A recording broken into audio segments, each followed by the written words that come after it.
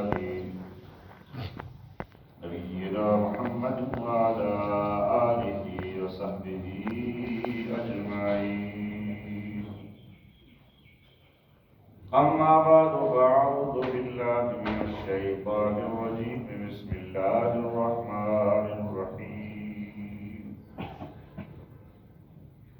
يا بني إسرائيل اذكروا نعمتي التي أنعمت عليكم وأني فضلتكم على العالمين.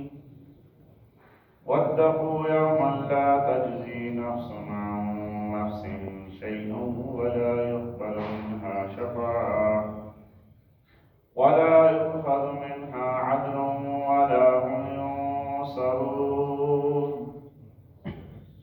وإذ نجيناكم من آل فرعون يسومونكم سوء العذاب يذبحون أبناءكم ويستحيون نساءكم وفي ذلكم بلاء من ربكم عظيم. وإذ فرقنا بكم البحر فأنجيناكم وأغرقنا آل فرعون وأنتم تنظرون. وإذ واعدنا موسى 40 ليلة ثم اتخذتم العجل من بعده وأنتم ظالمون. ثم عفونا عنكم من بعد ذلك لعلكم تشكرون.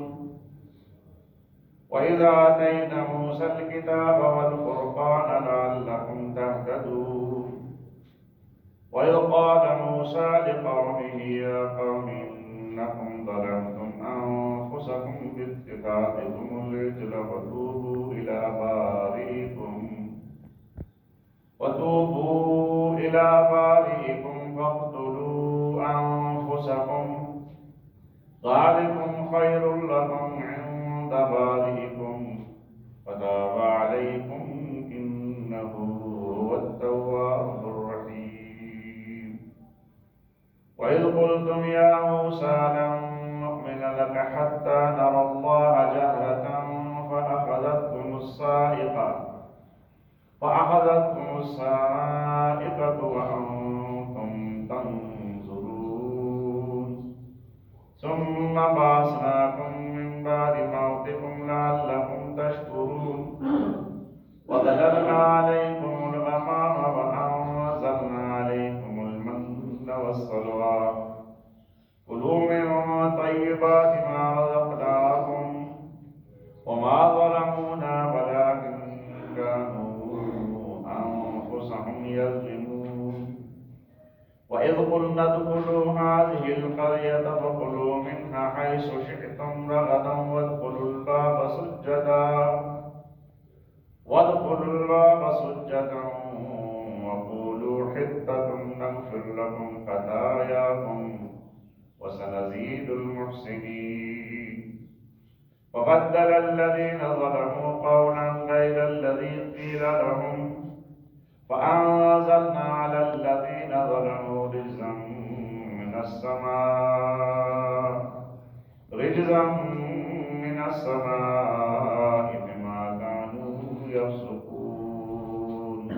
صدق الله العظيم.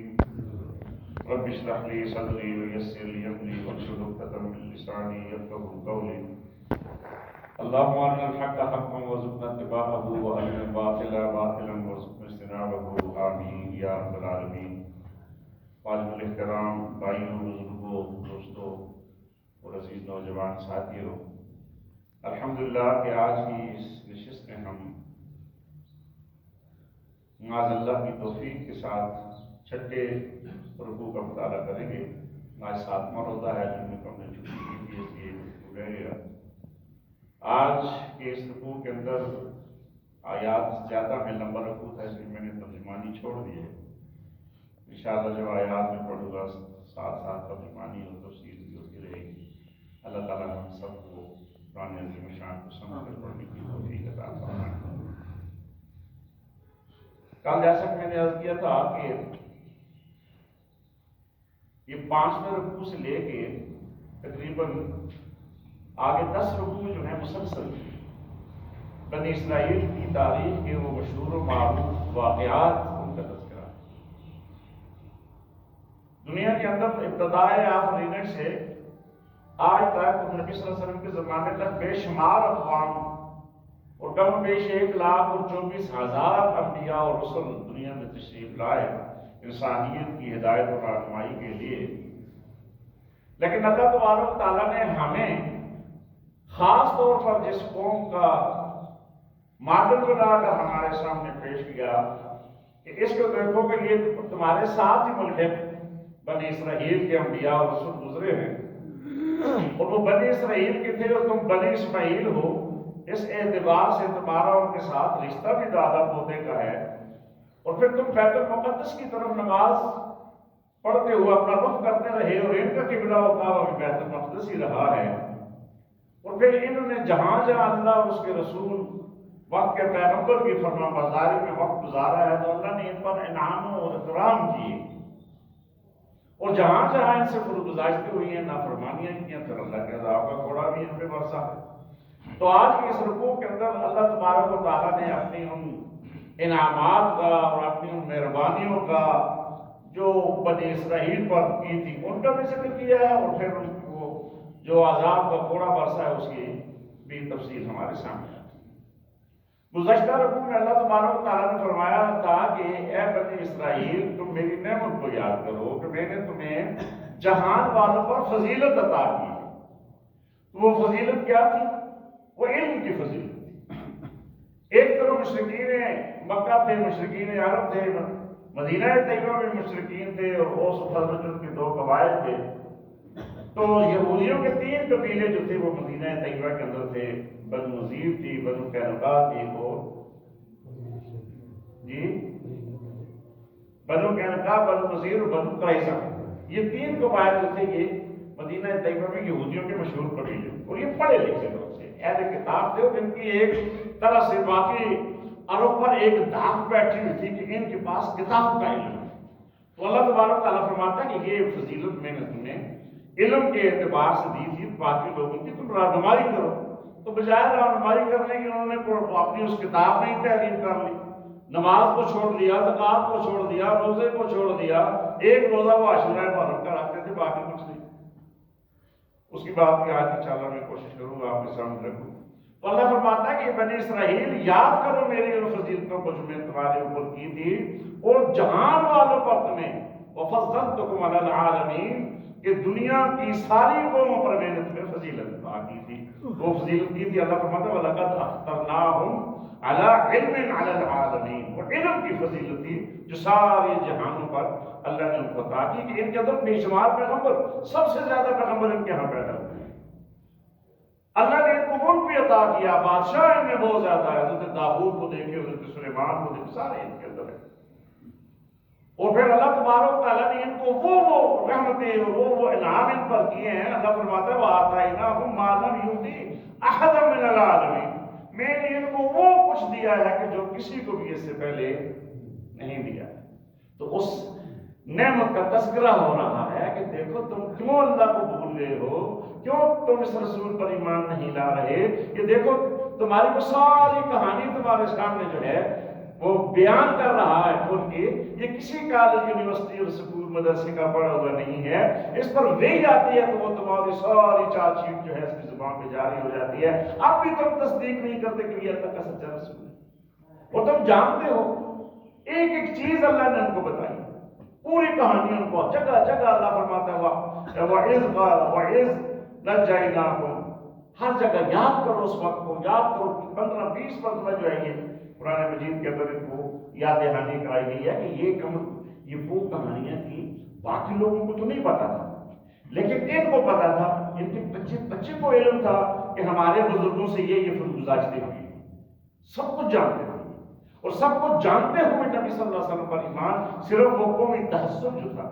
کہ یہ مشرکین مکہ میں کیوں آ گیا ہے، بنی اسماعیل میں کیوں آ گیا ہے، یہ چرواہوں میں کیوں آ گیا ہے، یہ ان پڑھ اور ڈریے جو ہے ان میں کیوں آ گیا ہے، بس یہ ان کے دل میں عناد تھا، اور اپنی جو فضیلت تھی اس کو سمجھتے تھے کہ ہم جو ہے نحن ابناء اللہ و احباؤہ، ہم اللہ کے چہیتے ہیں، اس کے بیٹے ہیں۔ تو اللہ تبارک و تعالیٰ فرماتا ہے کہ یہ نہ سمجھو کہ تم اللہ کے چہیتے ہو اور اس کے بیٹے ہو، واتقوا یوما لا تجزی نفس عن نفس شیئا، ڈرو اس دن سے کہ نہ کچھ کام آئے گا کوئی نفس کسی نفس کی، کوئی جان کسی کی جان کام نہیں آئے گی۔ یہ کہہ رہے تھے نا کہ ہمیں موسیٰ چھڑا دیں گے، ہمیں عیسیٰ چھڑا لیں گے، ہمیں داؤد و سلیمان چھڑا لیں گے، ہمیں فلاں و فلاں چھڑا لیں گے، جیسے آج کل ہمارے یہاں کی چل رہا ہے۔ تو یہ باتوں کو کرائی جا رہی ہیں ان کی فروزاشتیں، اور سمجھایا ہمیں جا رہا ہے۔ تو ہماری نانی دادیاں کہا کرتی تھی نا مولانا محترم کہ نویں تو دا آخا یہ تو نہ سناوا، وہ تعلیم ہوتی ہے کہ یہ بیٹی تو نے بھی کل جو ہے نا اس گھر کو چھوڑنا ہے اور دوسرے گھر پہ چلے جانا ہے، اور یہ جو کچھ میں اپنی بہو سے کہہ رہی ہوں اس کا سابقہ تم میں بھی پیش آنے والا ہے۔ اس واسطے کہتے ہیں نویں خدا آقا یہ تو نہ سناوا، سنایا تو بنی اسرائیل کو ہے، لیکن تربیت کا اور اس کے اندر عبرت کا جو سامان ہے وہ امت محمدیہ کے میرے اور آپ کے لیے۔ تو فرمایا کہ واتقوا یوما لا تجزی نفس عن نفس شیئا، ڈرو اس دن سے کہ تم کہتے فلاں چھڑا لے گا اور فلاں کوئی بھی نہیں چھڑا سکتا، کوئی نفس کسی کے کام نہیں آئے گا، ولا یقبل منہا شفاعہ، کوئی سفارش بھی نہیں قبول کی جائے گی۔ جی کیا آگے بڑھ کے پیر صاحب اپنی نیت تو یہ ہمارا بندہ ہے جی چوری تو ہوئی ہے لیکن یہ ان میں شامل نہیں تھی، اللہ نہیں جانتا کہ یہ چور ہے۔ سورہ نبا کے اندر اللہ تبارک و تعالیٰ نہیں فرماتے یوم یقوم الروح والملائکۃ صفا لا یتکلمون، صف در صف آئیں گے، انسان بھی اور فرشتے بھی اور انبیاء بھی اور رسول، ساری دنیا جو ہے وہ سب بستہ اللہ کے دربار میں کھڑی ہوگی۔ لا یتکلمون الا من اذن له الرحمن وقال صوابا، سب چپ، کوئی بول نہیں سکے گا، بس وہی بولے گا جس کو اجازت ملے گی، اور بولنا اگر چاہے گا بھی تو پہلے بارگاہ خدا بندی میں درخواست کرے گا کہ مولا کریم میں ان کے بارے میں کچھ کہنا چاہتا ہوں۔ اگر اللہ کہ ٹھیک ہے کہہ دو تو پھر تو ہوگی اجازت، اگر اللہ کہ تم بھی خاموش ہو تو ساکت ہو جاؤ تو پھر بڑا ہی مشکل دن ہوگا۔ وہ لا یتکلمون الا من اذن له الرحمن وقال صوابا۔ آیت الکرسی تو بہت ساری مثالیں، من ذا الذی یشفع عنده الا باذنہ، کون ہے وہاں منہ کھول سکے، بات کر سکے، کسی کی سفارش کر سکے سوائے اس کی اجازت کے، سوائے اس کی اجازت کے، نہ کوئی بدلہ اور نہ کوئی سفارش، کچھ بھی نہ کوئی کرنسی کا رمائے کہ بس آپ نے کی۔ نبی کریم صلی اللہ علیہ وآلہ وسلم روزانہ رات کو سونے سے پہلے اپنی بیٹی فاطمہ سے کہتے، اپنی پھوپھی صفیہ سے کہتے، اپنے چچاؤں سے کہتے، اپنے بھائی بندوں سے کہتے کہ دیکھو کل قیامت کے دن میں تمہارے کسی کام آنے والا نہیں ہوں، اعمال پیش کرو، وہاں عمل کام ہے۔ تو کہا یا رسول اللہ آپ نے، فرمایا میں بھی، کوئی بھی وہاں داخل یدخلون الجنت برحمت، اور اللہ کی رحمت کے ساتھ، اور اپنے اعمال کا تم تو ہدیہ پیش کرو گے، وہ قبول ہو گیا تو پھر تمہاری بن جائے گی، ورنہ بڑا مشکل مقام، بڑا مشکل مقام ہے وہ۔ تو اس لیے فرمایا کہ کوشش کرو کہ اپنے آپ کو نبی کی شفاعت کا حقدار بنا دو۔ نبی شفاعت ضرور کریں گے، یہ مسئلہ بھی آپ سنیں، یہ مطلب نہیں ہے کہ نبی صلی اللہ علیہ وسلم کو شفاعت کا حق نہیں دے رہے، شفاعت کا حق، یہ شفیع المذنبین ہے، یہ اللہ نے جو مقام عطا کیا ہے محمد رسول اللہ کو کسی کو نہیں عطا کیا۔ حضور فرماتے ہیں یہ اذان کے بعد دعائے وسیلہ پڑھا کرو، اللہم رب ھذہ الدعوۃ التامہ والصلاۃ القائمہ، پڑھتے ہیں نا آپ، یہ دعائے وسیلہ ہے کہ کل قیامت کے دن بارگاہ خدا بندی میں میں تمہاری سفارش کر سکوں، اللہ مجھے وہ مقام محمود عطا کر دے گا۔ ہم دعا کر رہے ہیں اللہ مجھ کو مقام محمود، وہ مقام محمود کیا ہوگا؟ اگلوں اور پچھلوں کی سب کی سفارش کا اللہ تبارک و تعالیٰ نبی صلی اللہ علیہ وآلہ وسلم کو حق دے گا۔ عرش الہی ہو، اس پہ پروردگار عالم جلوہ افروز ہوں گے، اور ان کے ساتھ جو ہے وہ کرسی پر محمد الرسول اللہ صلی اللہ علیہ وسلم ہوں گے، اور باقی سارے انبیاء رسول اللہ کے نیک بندے اور امتیں جو ہیں وہ نیچے اپنے اپنے سیٹوں پر، اپنے اپنی نشستوں پر بیٹھی ہوں گی، کسی کو کوئی بھی حق نہیں پہنچے گا۔ اگر آپ دیکھیں نا سورہ والضحیٰ واللیل اذا سجا ما ودعک ربک وما قلی وللآخرۃ خیر لک من الاولی ولسوف یعطیک ربک فترضی. اللہ تبارک و تعالیٰ فرماتا ہے کہ میں تجھے راضی کر دوں گا وہاں. تو مولانا مفتی مشفی صاحب رحمۃ اللہ علیہ نے جو دارالعلوم دیوبند کے استاذوں میں سے ہیں، جن کی شرح آفاق تفسیر، جس کا میں نے آپ کی خدمت میں پہلے رکوع میں بھی ذکر کیا تھا کہ انہوں نے ختم نبوت کا مسئلہ بھی نکالا ہے. وہ لکھتے ہیں سورۃ والضحیٰ کی تفسیر میں کہ اللہ کے رسول فرماتے ہیں جب اللہ مجھے کہے گا کہ میں تجھے راضی کر دوں گا تو میں راضی نہیں ہوں گا، میں ضد کر. یہ پڑھیں آپ معرفت قرآن. اور میں اس وقت تک راضی نہیں ہوں گا جب تک کہ میری امت کی بخشش نہیں ہو جائے. میں سجدے میں گر جاؤں گا اللہ کے دربار میں، اللہ کے اس عرش کے سامنے، اور اللہ کہے گا ارفع راسک یا محمد، اٹھاؤ اپنے سر کو. ارفع راسک یا محمد، اپنے سر کو اٹھاؤ. سر تو تھی جو تو مانگے گا تجھے عطا کیا جائے گا.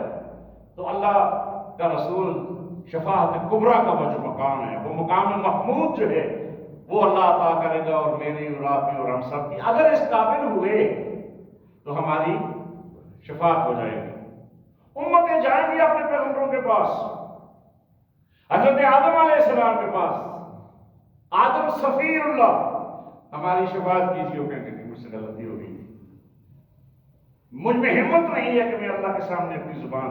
آدم صفی اللہ، ابو البشر، بابا آدم، ساری انسانیت کا باپ، کسی اور کے پاس. نوح النجی اللہ، حضرت نجی، حضرت نوح کے پاس جائیں. وہ بھی کہیں گے نہیں مشکل ہے بھائی. آج جو ہے نا وہ ہماری ہمت نہیں بڑھتی. ابراہیم خلیل اللہ کے پاس جائیں گے. کیا اللہ کے برگزیدہ، آپ نے اپنے آپ کو آگ میں کود کے ثابت کر دیا تھا. اسماعیل ذبیح اللہ کے پاس جائیں گے، تم نے اپنی گردن اللہ کے راستے میں پیش کر دی تھی. آج ہم بڑے مجبور ہیں، ہماری شفاعت کیجیے. عیسیٰ روح اللہ، سارے نبیوں کے پاس جائیں گے، سارے نبیوں کے پاس جائیں گے، لیکن سنوائی نہیں ہوگی. اور اس نقشے کو امام احمد رضا خان صاحب بریلوی رحمہ اللہ نے بڑے شرح و بست کے ساتھ کھینچا. میں ان لوگوں کے حوالے اس لیے دیتا ہوں کہ یہ سارے ہمارے اپنے ہیں. یہ اور بات ہے کہ ہمیں انگریزوں نے ہمارے اندر جب وہ تقسیم کر دی. مولانا احمد رضا خان صاحب، ان کا شجرہ یاد تلمذ دیکھیں تو شاہ ولی اللہ تک جا کے لگتا ہے. حضرت مولانا قاسم نانوتوی رحمۃ اللہ علیہ کا دیکھیں تو ان کا شجرہ بھی جا کے شاہ ولی اللہ سے لگتا ہے.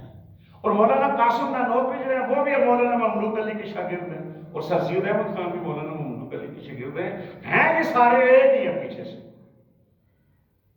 تو ہم نے کیوں ان کو تقسیم کیا ہوا ہے؟ آج اس وقت کی ضرورت ہے کہ ہم ان سب کو اپنا رہبر و رہنما مانیں. جو ان سے غلطی ہوئی ہے بشری تقاضے سے اس کو چھوڑ دیں. جو آپ کو بات اچھی لگتی ہے اس کو قبول کر لیں، جو بات غلط ہے اس کو چھوڑ دیں. لیکن یہ تو نہیں کہ سب کی خدمات کو افراد کر دیں، ایسا نہیں. تو وہ کیا کہتے ہیں جی، زمین و زمان تمہارے لیے، بنے دو جہاں تمہارے لیے، دہن میں زبان تمہارے لیے، بدن میں ہے جان تمہارے لیے. بڑی مشہور ان کی جنین و چنان تمہارے لیے. وقت وقت میں ترنم کے ساتھ آپ کو سناتا ہوں جی. لوا کے تلے، وہ جھنڈا ہوگا جس کا نام لوا ہے. لوا کے تلے ثنا میں کھلے، رضا کی زبان تمہارے لیے. اور اس میں یہ جو شعر ہے نا یہ اس کی جان ہے کہ ساری امتیں جب اپنے پیغمبروں کے پاس جائیں گی، خلیل و نجی، مسیح و صفی، مسیح علیہ السلام، صفی آدم علیہ السلام، خلیل ابراہیم علیہ السلام، نجی حضرت نوح علیہ السلام. خلیل و نجی، مسیح و صفی، سبھی سے کہیں نہ بنی، سبھی سے کہیں نہ بنی. آئے بے خبری کہ یہ خلقت پھری، تمہارے جہاں میں تمہارے لیے، کہاں سے کہاں تمہارے لیے. یہ دیکھو یہ خلقت سارے نبیوں کے پاس گئی، آخر مڑ کے کس کے پاس آئی؟ محمد رسول اللہ کے پاس آئی. تو نبی صلی اللہ علیہ وسلم شفاعت کبریٰ کا وہ مقام ہوگا، وہ ہمارے لیے انشاءاللہ شفاعت کریں گے اگر ہم نے اپنے آپ کو اس شفاعت کا حقدار بنا لیا. اللہ کرے کہ ہم حقدار ہو جائیں. آگے اللہ فرماتا ہے اِذْ نَجَّيْنَاكُم مِّنْ آلِ فِرْعَوْنَ. یاد کرو پھر دوسرا وقت یسومونکم سوء العذاب، وہ فرعون ظالم جو تمہیں دردناک عذاب دیتا تھا. کیا عذاب تھا وہ مولانا؟ یذبحون ابناءکم ویستحیون نساءکم. تمہارے بچوں کو زندہ چھوڑتا تھا اور تمہاری بچیوں کو زندہ چھوڑتا تھا اور تمہارے بچوں کو ذبح کرتا تھا. مولانا مودودی رحمۃ اللہ علیہ بڑی اچھی بات کہتے ہیں اس لیے کہ یہ بنی اسرائیل ہماری خدمت کریں، ان کی جو بچے ہیں ہمارے گھروں میں جھاڑو دیں، ہمارے کپڑے دھوئیں، اور جوان ان میں کوئی نہ ہو غیرت مند ان کو چھڑانے والا سب کو. تفسیر ابن کثیر میں ہے کہ ظالم نے خواب دیکھا کہ ایک آگ جو ہے وہ بیت المقدس سے نکلی ہے اور وہ سارے جو قبطی ہیں، یہ فرعون کی قوم مصری بنی اسرائیل، یہ تو حضرت یوسف اور یعقوب یہ تو کنعان سے گئے، یہ تو بیت المقدس سے گئے، مصر میں تو یوسف علیہ السلام بھی. وہ کہتے ہیں کہ مصری لوگ بڑے خوبصورت، کہاں خوبصورت وہی ہیں جو حضرت یوسف علیہ السلام، اور یوسف کس کے؟ یعقوب اور اسحاق اور ابراہیم کے پوتے. یہ تو کنعان سے گئے، بیت المقدس سے گئے. مصر کہاں ہے، بیت المقدس کہاں ہے؟ تو قبطیوں کے گھروں میں وہ آگ جو بیت المقدس سے نکلی ہے وہ ہر گھر میں پہنچی ہے، لیکن بنی اسرائیل کے کسی گھر میں نہیں ہے. تو اس نے اپنے نجومیوں سے اور جو خواب کی تعبیر تھے ان کے سامنے اس بات کو رکھا. تو انہوں نے کہا کہ قریب ایک جوان پیدا ہوگا جو تیری اس سلطنت کو ختم کر ڈالے، یہ سارا تیرا جو ملک ہے اس کے ہاتھ میں چلا جائے. تو وہ ہوگا بنی اسرائیل. تو اس نے پھر سرکاری طور پر یہ پہرے لگا دیے کہ جس گھر میں بھی بچہ ہو اس کو ذبح کر دینا ہے اور بچی کو زندہ چھوڑ. اب حضرت موسیٰ علیہ السلام کی والدہ جب وہ امید سے ہوئی اور بچے کی پیدائش کا وقت آیا تو اللہ تبارک و تعالیٰ فرماتا ہے سورۃ طٰہٰ پڑھے گا کہ اللہ نے ام موسیٰ کے دل میں وحی کی، ان کو کہا کہ ایک باکس بناؤ لکڑی کا صندوق اور بچے کو اس میں ڈال دو اور دریا کے سپرد کر دو، بس بھول جاؤ بات، پھر میرا کام آگے سنبھال. انہوں نے نجات تھا بنی اسرائیل نے اس کو بلایا، بچے کو اس میں ڈال دیا اور دریا کے سپرد کر دیا. اور بہن تھی بڑی، اس کو ساتھ ساتھ کر دیا کہ دیکھو یہ بکس کہاں جا رہا ہے. اب دریاؤں کی موجوں پر وہ تیرتا ہوا اور چلتا ہوا فرعون کے محلات میں چلا گیا. ایک نہر جو تھی وہ نکلتی تھی فرعون کے باغات میں، تو اسی میں ہو گیا صندوق. اب فرعون اپنی بیوی سیدہ آسیہ خاتون سلام اللہ علیہا، بڑی زبردست جو جنت کی 5 سردار عورتیں ہیں ان سے خدیجہ، عائشہ، مریم اور فاطمہ اور 5ویں عورت پتہ نہیں کون ہے، آسیہ خاتون. بس ان کے بعد اب فرعون ڈر رہا ہے، دیکھا صندوق ہے، اس نے سپاہی بلائے، فوراً نکالو صندوق نکالا، کھولا تو دیکھا ہوا ہے خوبصورت بچہ، اتنا خوبصورت بچہ جو جی چاہتا ہے کہ بس نظریں اس پہ کاڑے رکھوں. چوس رہا ہے. فرعون نے کہا آسیہ ہو سکتا ہے یہی میرا دشمن ہو، یہ اتنا خوبصورت ہے، یہ بنی اسرائیل کے لوگ بھی خوبصورت ہوتے ہیں. آسیہ کیسی بات ہے کرتے ہو، بچہ ہے معصوم، یہ تمہارا، اس کو ہم پالیں گے اپنے گھر میں، بچہ ہماری اولاد ہی نہیں ہے. عسیٰ ان ینفعنا او نتخذہ ولدا، اس سے ہمیں فائدہ ہوگا، ہم اسے اپنا باپنا بیٹا بنائیں گے. ڈنڈورا پٹ گیا جی، بادشاہ کے گھر میں بچہ پیدا ہوا ہے، شادیاں ہیں، جشن منائے جا رہے ہیں. یہ اللہ کی حکمت ہے کہ اس موسیٰ نے کہا فرعون کی آنکھوں میں آنکھیں ڈال کر بات کرنا تھی. تو اگر وہ بنی اسرائیل کے غریبوں میں پلتا تو غریب جو ہے وہ آپ میں سے طاقتور کے سامنے زبان نہیں کھول سکتا، وہ بات ہی نہیں کر سکتا، بھوکا کیا بات کرے گا. تو اللہ نے موسیٰ کو فرعون کے گھر میں شہزادگی کے عالم میں پروان چڑھایا کہ یہی اٹھے گا اور یہی فرعون سے بات کر سکتا ہے. شہزادگی کے عالم میں پروان چڑھے بڑے ہوئے، بہت ساری باتیں میں بیچ میں سے چھوڑتا ہوں، لیکن انہیں یہ پتہ چل گیا جب انہوں نے اپنی ماں کا دودھ پیا، کسی کا دودھ نہیں پیتے تھے، تو وہ لڑکی جو ہے اس کو فیڈر تو نہیں تھے کہ وہ بوتل ہوتی ہے اور اس میں کوئی نیڈو وغیرہ کو اٹھ کے پلا، کوئی تو کسی کی چھاتی پہ وہ ہی نہیں لگتے تھے. تو بچے نے کہا وہ پریشانی میں سارا دربار، سارے محل کی خواتین بھی، عورتیں، شہزادیاں سب، اب کیا کہ بچہ دودھ نہیں پیتا. تو لڑکی نے کہا میں نہ بتاؤں آپ کو، ساری دائیاں آئی ہیں ساری بنی اسرائیل کی، تو سب کی چھاتی میں دودھ تھا، بچے تمہارے، لیکن حضرت موسیٰ نے کسی کا دودھ نہیں پیا. قربان ہے محمد رسول اللہ صلی اللہ علیہ وسلم پر ایک طرف سے دودھ پیتے تھے مائی حلیمہ کا اور دوسری طرف سے عبداللہ کے لیے چھوڑ دیتے. اب آگے ماں بہن نے کہا میں بتاتی ہوں. جب حضرت موسیٰ کی ماں آئی انہوں نے گود میں لیا چھاتی سے ٹپکایا تو موسیٰ علیہ السلام نے دودھ پینا شروع کر لیا. یہ ڈاکٹر سے پوچھا آج ہمارے ڈاکٹر صاحب نہیں آئے کہ یہ جو بچے کے دل کی دھڑکن ہے نا یہ ماں کے دل کی دھڑکن کے ساتھ اکٹھا جب وہ پیٹ میں ہوتا ہے 9 مہینے ایک کی بات ٹک کرتی ہے دونوں کی جان ایک بنی ہوتی ہے. اور جو بچہ ہوتا ہے تو ماں جب اس کو سینے سے لگاتی ہے تو بچہ مانوس ہوتا ہے اس دل کی دھڑکن سے اور اسے سمجھ آ جاتی ہے کہ یہ دھڑکن میری ماں کی ہماری کی وجہ سے. اللہ فرماتا ہے موسیٰ کی ماں کو دیکھو میں نے نا تمہیں کہا تھا صندوق میں ڈالو میں اسے تمہیں واپس دلاؤں گا. بچہ بھی تمہیں مل گیا اور تنخواہ موسیٰ کے گھر سے کپڑے موسیٰ کے گھر سے کھانا فرعون کے گھر سے کھانا فرعون کے گھر سے بادشاہی کے ناز و انداز میں تیرا بیٹا بھی پلے گا اور تو اپنے ہی بچے کو دودھ پلائے گی ساتھ تنخواہ. یہ اللہ کی حکمتیں ہوتی ہیں. تو اللہ ان ساری باتوں کو یاد دلا ساری باتوں کو یاد دلا فرمایا کہ یسومونکم سوء العذاب یذبحون ابناءکم ویستحیون نساءکم. یاد کرو میری وہ مہربانی کہ جب فرعون جو ہے وہ تمہاری بچیوں کو زندہ چھوڑتا تھا اور تمہارے بچوں کو ذبح کر دیتا تھا. وفی ذالکم بلاء من ربکم عظیم. اس کے اندر بلا کا آزمائش بہت بڑا ٹیسٹ کیس تھا یہ کہ جس میں تم گرفتار تھے تو اللہ نے اس سے تمہیں نجات دلائی. آگے اللہ فرماتا ہے وَإِذْ فَرَقْنَا بِكُمُ الْبَحْرَ.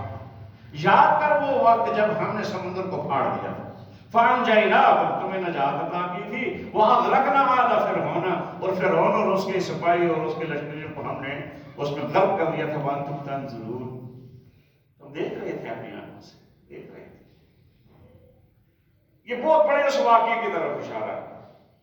حافظ ابن کثیر فرماتے ہیں تو یہ جو دیکھنا ہے کہ تم دیکھ رہے تھے. حضرت موسیٰ علیہ السلام اپنے ساتھی کو لے کے چلے. ذرا اس میں اللہ کے نبی کا وہ عزم استقلال وہ صبر وہ اعتماد جو اللہ پر ہوتا ہے ذرا اس کو بھی ملاحظہ فرمائیں. اور بنی اسرائیل کی کمزوریوں کو بھی دیکھیے. جو ہی آپ نے دیکھا بحر کلثوم آگے موجیں مار رہا ہے طوفانی موجیں خوف آ رہا ہے سمندر کو دیکھ اور پیچھے فرعون کی فوجیں ہیں ظالم.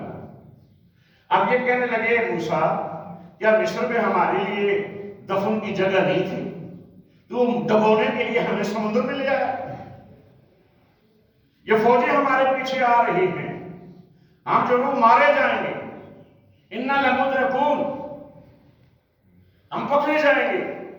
تو موسیٰ علیہ السلام نے کیا کہا تھا تم ڈرو نہیں. اِنَّا ربی معایا ربی سیادین میرے ساتھ میرا رب ہے وہ میرے لیے بھی راستہ نکالے گا. بالکل وہی بات جو نبی کریم صلی اللہ علیہ وآلہ وسلم نے حضرت ابو بکر صدیق سے کہی تھی جب غار ثور میں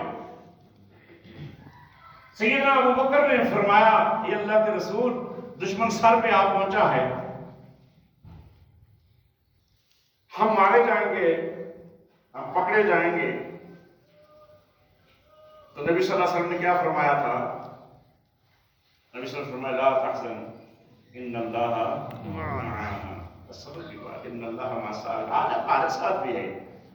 وجہ یہ ہے کہ ہم اس کے ساتھ رہیں گے. نحن اقرب الیہ من حبل الورید. ہم تو تیری رگے جان سے بھی زیادہ قریب ہیں لیکن تو ہمارے قریب نہیں ہے. یہ جو روزہ ہے نا یہ اللہ کے قریب کرتا ہے اس سے اللہ کا قرب حاصل ہوتا ہے. یہ بھی روزے کی بہت بڑی فضیلت ہے کہ اس میں ایک بندہ مومن کے اندر وہ اللہ کی صفات پیدا ہو جاتی ہے. اللہ نہیں کھاتا بندہ بھی کچھ وقت کے لیے نہیں کھاتا. اللہ نہیں سوتا بندے کی بھی نیند جو ہے ڈسٹرب ہو جاتی ہے. اللہ پیتا نہیں یہ بھی نہیں پیتا. اللہ کو کسی جنسی خواہش کی ضرورت ہے نہیں ہے. تو بندہ بھی جو ہے ایک وقت کے لیے صبح صادق سے لے کر غروب آفتاب تک اپنی اس خواہش کو بھی دبا کے رکھتا ہے.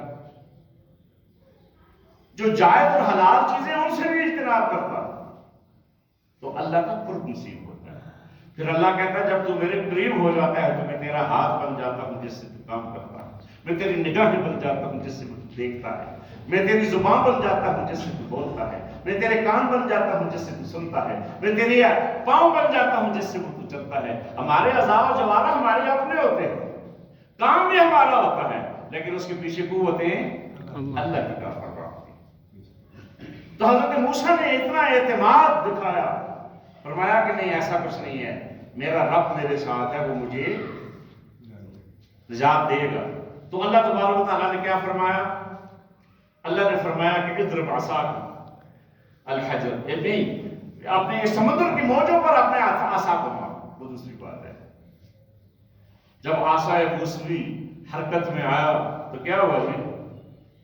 دونوں طرف کا جو پانی تھا وہ فریز ہو گیا، کالطود العظیم، عظیم پہاڑوں کی طرح جم گیا پانی، اس طرف بھی اور بیچ میں جو ہے وہ خشک راستہ، اتنی تیز ہوائیں اللہ نے فوراً چلائیں کہ وہ کیچڑ جو تھا وہ بھی خشک ہو گیا۔ پانی کس کی مخلوق ہے؟ اللہ کی ہے نا۔ کوئی بچہ بتا سکتا ہے پانی کا فارمولا کیا ہے؟ H2O، H2O۔ اس میں دو مالیکول جو دو آئٹم ہیں یہ ہائیڈروجن کے ہیں اور ایک جو ہے آکسیجن کا ہے۔ یہ ہائیڈروجن اور آکسیجن آپس میں جب ملتے ہیں تو پانی بنتا ہے۔ کل قیامت کا دن ہوگا تو اللہ تبارک و تعالیٰ ہائیڈروجن اور آکسیجن کو آپس میں سے سیپریٹ کر دے گا۔ ہائیڈروجن کیا کرتی ہے جی؟ بھڑکتی ہے، وہ آگ ہے، اور آکسیجن جو ہے وہ پھونکے مارتی ہے۔ ایک جلانے والی ہے اور ایک جلنے والی ہے۔ جلنے اور جلانے والی کو ملا کے اللہ نے پانی بنایا ہوا ہے۔ تو کل دونوں میں جب سیپریشن ہوگی تو پھر ایک جلائے گی اور دوسری جلے گی۔ تو اللہ نے اس پانی کو حکم دیا، وہ دو پہاڑوں کے درمیان بیچ میں سے وہ جو ہے نا وہ ٹنل بن کر سرنگ بن گئی۔ تو حضرت موسیٰ اللہ فرماتا ہے وَإِذْ فَرَقْنَا بِكُمُ الْبَحْرَ فَأَنْجَيْنَاكُمْ، یاد کرو وہ وقت جب ہم نے سمندر کو پھاڑا۔ دونوں سورہ دوسرے مقام پہ اللہ فرماتا ہے فَانْفَلَقَ فَكَانَ كُلُّ فِرْقٍ كَالطَّوْدِ الْعَظِيمِ، طود کہتے ہیں پہاڑ، عظیم بہت بڑے پہاڑوں کی شکل میں پانی جو ہے جم گیا ادھر بھی اور بیچ میں سے راستہ بن گیا۔ اب جب فرعونیوں نے دیکھا کہ یہ تو نکل رہے ہیں، انہوں نے بھی اپنے گھوڑے جو ہے وہ پیچھے ڈال دیے۔ اب موسیٰ علیہ السلام اور ان کی قوم جو ہے وہ سمندر پار کر کے آگے خشکی پہ چلی گئی۔ جب مڑ کے انہوں نے دیکھا کہ یہ وہ بات ہے کہ انتم تنظرون، تم دیکھ رہے تھے۔ فَلَمَّا تَرَاءَ الْجَمْعَانِ، دونوں گروپوں نے جب دیکھا، قَالَ أَصْحَابُ مُوسَىٰ إِنَّا لَمُدْرَكُونَ، موسیٰ علیہ السلام کی قوم نے کہا کہ ہم پکڑے جائیں گے۔ تو موسیٰ نے کیا کہا؟ کَلَّا، ہرگز ایسا نہیں ہوتا، إِنَّ مَعَیَ رَبِّی سَیَہْدِینِ، اللہ میرے لیے راستہ نکالے گا۔ اور اللہ نے راستہ نکالا، اور فرعونی اپنے لشکروں کے ساتھ جب بیچ سمندر کے پہنچے ہیں تو کیا ہوا؟ پھر اللہ نے کون کا وہی جو کلیہ ہے اس کو استعمال کیا، تو وہ پانی جو فریز بنا ہوا تھا، برف بنا ہوا تھا، پہاڑوں کی شکل میں جو ہے وہ دائیں بائیں تھا، اس کو اللہ نے پھر رواں دواں کر دیا۔ اب وہ رواں دواں ہوا تو یہ بیچ سمندر کے پہنچے ہوئے تھے سارے ہو گیا نا۔ مصر کے اندر آپ جائیں نا تو وہ ممیاں انہوں نے وہ احرام مصر میں نیچے بنا کے رکھی ہوئی ہیں فرعونوں کی۔ مصر کا جو بھی بادشاہ اس زمانے میں ہوتا ہے اس کا نام فرعون ہوتا ہے، جس طرح حبشے کے بادشاہ کو نجاشی کہتے ہیں، جس طرح ایران اور فارس کے بادشاہ کو کسرا کہا جاتا تھا اور روم کے بادشاہ کو کیسر کہا جاتا تھا۔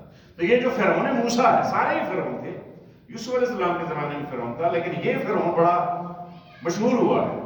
اور نبی صلی اللہ علیہ وسلم کی جو امت ہے اس میں ابو جہل جو فرماتے ہیں فرعون امتی ھذا، یہ ابو جہل جو ہے یہ میری امت کا فرعون ہے۔ تو فرعون موسیٰ غرق ہوا۔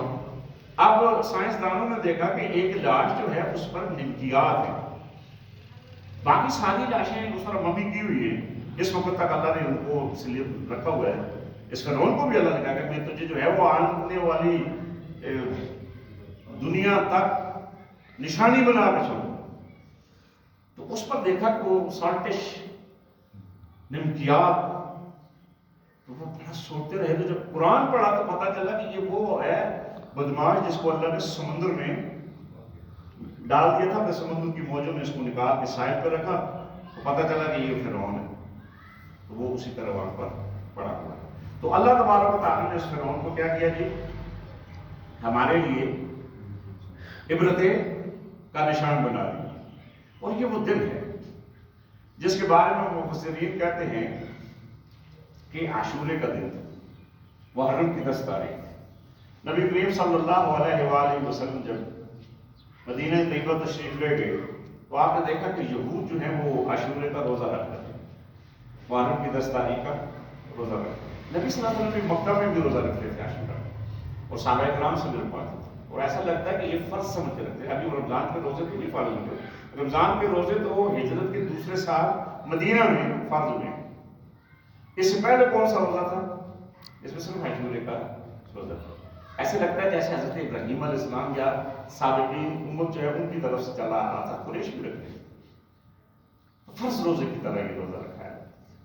جب رمضان کے روزے فرض ہو گئے تو نبی صلی اللہ علیہ وآلہ وسلم نے فرمایا اب جو کوئی عاشورے کا روزہ رکھتا ہے رکھ لے، اب اس کی حیثیت فرضیت کی نہیں رہی، نفل کی ہوگی، سنت کی ہوگی، رکھو تو ٹھیک ہے، نہ رکھو تو کوئی حرج نہیں ہے۔ لیکن یہود کو دیکھا کہ وہ بھی عاشورہ محرم کا روزہ رکھے، تو نبی صلی اللہ علیہ وسلم سے پوچھا کہ تم کیوں روزہ رکھ رہے ہو عاشورے کا؟ تو نے کہا ابو القاسم آپ کو معلوم نہیں کہ یہ وہ عظیم دن ہے کہ جس دن اللہ نے بنی اسرائیل کو فرعون کے ظلم و ستم سے نجات دلائی تھی۔ فرعون جو ہے وہ غرقاب ہوا تھا اور بنی اسرائیل جو ہے وہ بحر کوثر کو پار کر کے وہاں چلے گئے تھے۔ تو یہ اس شکرانے، اس خوشی کے شکر کے طور پر اس روزے کو ہم رکھتے ہیں۔ تو نبی صلی اللہ علیہ وسلم نے فرمایا کہ نحن احق منکم بموسیٰ، میں تم سے زیادہ حقدار ہوں کہ موسیٰ کی سنت کی پیروی کروں، وہ بھی نہیں۔ اور صحابہ سے کہا کہ آئندہ کے بعد بھی رکھا یا عاشورے کا روزہ رکھنا، لیکن اس میں ایک تبدیلی کرنا، اس کے ساتھ یا 9 محرم کا بھی جوڑ لینا یا 11 کا بھی جوڑنا، ایک دن پہلے یا ایک دن بعد، تاکہ یہود کے ساتھ مخالفت ہو جائے۔ عبادت میں بھی اللہ کا نبی ہم سے یہود اور نصارہ کی موافقت نہیں چاہتا۔ خالف الیہود والنصارہ، یہود اور نصارہ کی کیا کرو؟ مخالفت کرو۔ اور ہم کہتے ہیں کہ بھائی ان کے راستے میں چلنے سے ترقی ملتی ہے، اور اس دور میں وہی ہمارے سامنے ماڈل ہے، لباس ان کا، وضع کا تعاون کی، نظام ان کا۔ من تشبہ بقوم فہو منہم، جو کسی کی مشابہت اختیار کرتا ہے وہ انہی میں سے۔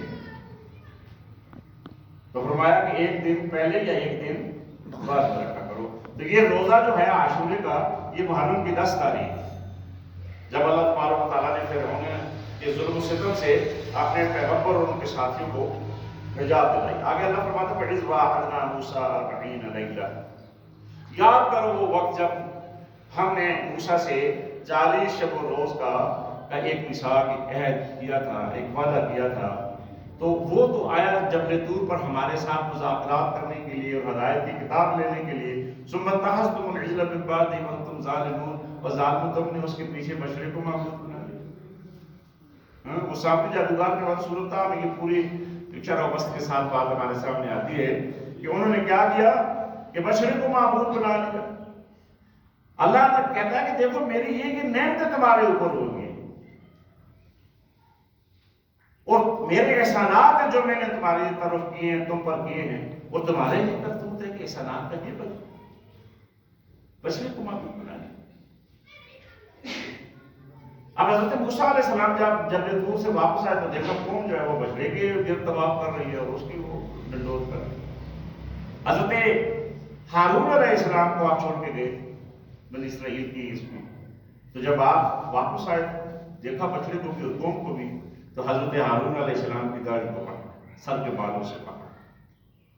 ہاں جی، تو حضرت ہارون نے کہا یا ابن امہ، او میری ماں کے بیٹے، او میری ماں جائے، کتنا پیارا، یہ نہیں کہا بھائی جان، یا ابن امہ، میری ماں کے بیٹے، لا تاخذ بلحیتی ولا براسی، میری داڑھی کو بھی نہ پکڑ اور میرے بالوں کو بھی نہ پکڑ، میں نے تیری قوم کو اکٹھا رکھا ہے کہ ٹھیک ہے فرقے دو بن گئے ہیں، لیکن میں نے رکھا ہے اکٹھا ہے۔ اگر میں ان سے چھیڑتا تو یہ دو متفرق فرقے بن جاتے اور لڑ لڑ کے ایک دوسرے کو مار دیتے۔ تو آتا تو کہتا کہ تو نے میری قوم کو جو ہے وہ اس میں تفرقہ بازی کی، تفرقہ بازی کتنی بری ہے۔ بسا اوقات آدمی کو کچھ چھوٹی موٹی غلطیاں برداشت کرنی پڑتی ہیں تاکہ تفرقہ نہ پیدا ہو۔ حضرت موسیٰ علیہ السلام نے پھر اس بچڑے کو جو ہے وہ قتل کیا، اور ان کو بھی یہ کہا کہ تم کیا کرو کہ ایک دوسرے کو مارو۔ آگے اس کی بات آ رہی ہے، ثم عفونا عنکم، اللہ کہتا ہے پھر میں نے تمہیں معاف کیا۔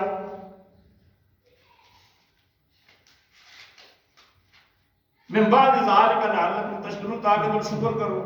وَإِذْ آتَيْنَا مُوسَى الْكِتَابَ وَالْفُرْقَانَ، اور وہ وقت یاد کرو جب موسیٰ کو ہم نے کتاب اور فرقان عطا کی، لعلکم تہتدون، تاکہ تمہیں ہدایت ملے۔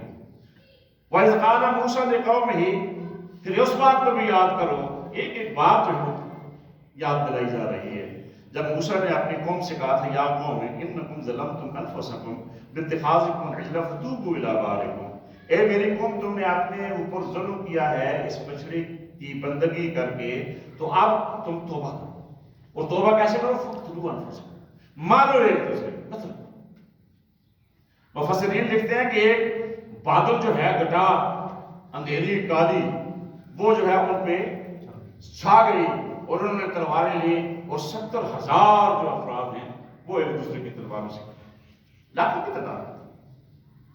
پھر وہ عورتیں اور بچے روتے تھے کہ اللہ ہمیں معاف کر دے، اللہ ہمیں معاف، بوڑھے بھی روتے تھے۔ تو پھر کیا کیا؟ اللہ فرماتا ہے فتاب علیکم، میں نے تمہاری توبہ پھر قبول کر لی، انہ هو التواب الرحیم، کہ اللہ جو ہے وہ بے شک توبہ کرنے والا اور رحم کرنے والا۔ توبہ کو میں گفتگو آپ کے سامنے رکھ چکا ہوں۔ وَإِذْ قُلْتُمْ يَا مُوسَىٰ، پھر اس بات کو یاد کرو جب تم نے موسیٰ سے کہا لَن نُؤْمِنَ لَكَ حَتَّىٰ نَرَى اللَّهَ جَهْرًا، موسیٰ ہم تیرے اوپر ایمان لانے والے نہیں جب تک کہ ہم اللہ کو دیکھ نہ لیں۔ فَأَخَذَتْكُمُ الصَّاعِقَةُ وَأَنْتُمْ تَنظُرُونَ، وہ بھی تمہارے سامنے ہوئی نا وہ بات کہ جب تمہیں وہ صاعقہ، زبردست صاعقہ نے تم کو آ لیا، تم سارے بے جان ہو گئے، موسیٰ بھی گر گئے، اور وہ 70 افراد تھے جو چوٹی کے بنی اسرائیل کے سرداروں میں سے تھے۔ وہ کہتے تھے کہ ہم بھی جبل طور پر موسیٰ تیرے ساتھ جاتے ہیں، تو انشاءاللہ ہم کلام کرتے ہیں، ہم بھی سنیں گے۔ موسیٰ علیہ السلام نے 70 افراد کو چنا، اپنے ساتھ لے گئے۔ اب جبل طور پر جب اللہ نے موسیٰ علیہ السلام کو یہ ہدایت کی کتاب عطا فرمائی تورات، تو یہ پھر کہنے لگے ہمیں کیسے پتہ چلا کہ یہ تم سے اللہ نے ہی بات کی، ہم ایمان لانے والے نہیں۔ وَإِذْ قُلْتُمْ يَا مُوسَىٰ لَن نُؤْمِنَ لَكَ حَتَّىٰ نَرَى اللَّهَ جَهْرَةً، جب تک ہم اللہ کو سامنے خود اپنی آنکھوں سے نہ دیکھ لیں۔ فَأَخَذَتْكُمُ الصَّاعِقَةُ، پھر صاعقے نے پکڑا، وَأَنْتُمْ تَنظُرُونَ۔ اسی بنا پر حضرت موسیٰ علیہ السلام نے پہلے درخواست کی پروردگار سے، اے مولا مجھے اپنا جلوہ دکھا۔ اصل میں فرمائش ان کی ہے، مطالبہ یہ کر، ڈیمانڈ ان کی ہے، اور یہ چوٹی کے لوگ بڑے بڑے سردار میرے ساتھ آئے، تو جب ان کو ایمان آ جائے گا تو ان کی ساری قوم جو ہے وہ بھی اس ایمان قبول کر لے۔